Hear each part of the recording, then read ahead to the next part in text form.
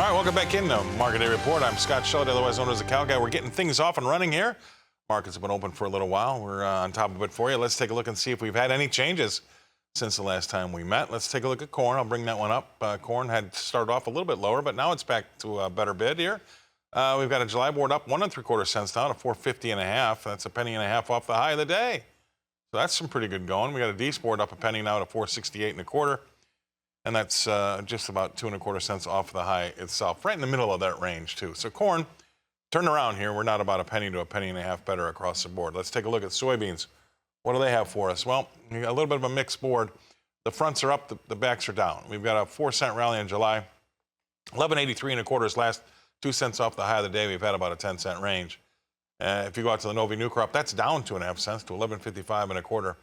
Which is about 2 3/4 cents off the low of the day out there, and we've had about a 9-cent range. So that's soybeans for you. What about Chicago wheat? Well, this is still lower, 16 cents lower in July. 6.11 1/2 last is 2 ticks off the low of the day there, and we've had a 16-cent range. Ouch. These is down 15 1/2 cents to 6.61 1/4, and again, a tick off the low of the day, and we've had a 14-cent range. That's wheat in Chicago. From Chicago, we go to the hard red in Kansas City. That's down 19 cents to 6.46 3/4. That's a penny and a half off the low of the day, well off the highs by just over about 8 cents, 8 1/4 cents. We've got a D board that's down 19 1/2 cents. 6.80 is last, and that's about a penny and a half off the low of the day and 19 cents off the high. That's hard red in Kansas City. Let's move along and see what we've got going on in the spring wheat. That's down 13 1/4 cents to 6.81 1/4. That's July, and that's 3/4 cent off the low of the day, 13 1/2 cents off the high of the day. Deese is down 10 1/2 cents to 7.09 3/4, which is a penny and 3/4 off the low of the day, and about 10 1/4 cents off the high. Cotton, well, let's take a look at what cotton's. It's adding to its losses here, folks. We just can't find a buyer of cotton. 213 points lower in that July, 71 is last. And we've got a Deese board that's down 149 points to 71.40, just 4 points off the low of the day. And we've got a 200-point range. All right, let's bring in our next guest analyst, Mr. Ben Hushon. He's with the mill. Thanks for being on, sir. Look at this. We love all these nice panoramic views. There you go. You can't buy that, can you? Good morning, Scott. Actually, you can, but it only comes up for sale about once in our lifetime, they say. There's farms in a neighborhood. Good morning, Scott. It's been an unbelievable stretch of weather. Last Wednesday, we had a much-needed rain, pretty much covered the entire area that we work in, a good 1.5 inches, some 3 inches, a couple that spiked a little bit higher than that. And then the humidity left on Friday, beautiful drying weather. Anybody that had hay to cut were cutting it. An awful lot of hay folks wanted cut several weeks ago, but they're still working on it. But we've had a lot of wind. I don't know whether you can tell that or not and see all the corn moving around. Still windy today, but just perfect weather.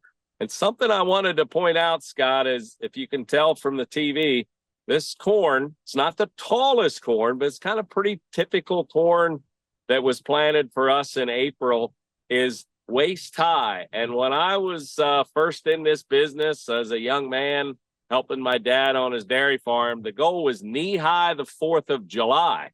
Well, we were clearly knee high the 4th of June. So the corn that is off and running is looking really good. Still an awful lot of slug trouble. And even this field, I don't know whether you'll be able to tell it. I mean, that's what the leaves, the slugs have done to the leaves, but this corn has been allowed to press through it, or has been able to. We still have folks replanting corn and soybeans because the slugs just won't leave them alone. Besides the slugs, then, it seems to me that you're probably not too surprised by the good to excellent ratings that we're seeing in corn. No, I would not. We didn't get planted as early as we wanted to in general because of some challenges with wet weather.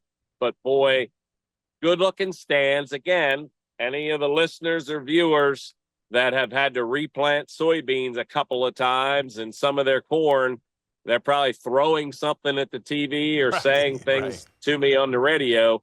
But what got off and running really looks pretty strong. Now, I'm led to believe you sent us some photos. Is there anything in particular you wanted to show us in those pictures? No, just more of the same. I wasn't sure, just to give you an idea, this isn't the earliest planted. This is April planted corn. And boy, it is off and running. In fact, you could even say it's head high for some of us in the community. So things look really good. And you can also see from this picture, wheat has turned. Barley harvest began over the weekend. And that's a picture from last night. Wheat has also, there's no green left. Not ready to combine for another 7, 10, 14 days, but summer is coming fast. All righty. I really appreciate that. Great stuff as usual. Thank you very much for taking the time here, sir, with us on a Monday morning. Got us started off on the right foot. Ben Hushon, he's with the mill up in Maryland. We're going to go away. We're going to pay some bills. We're going to come back and talk more right after this.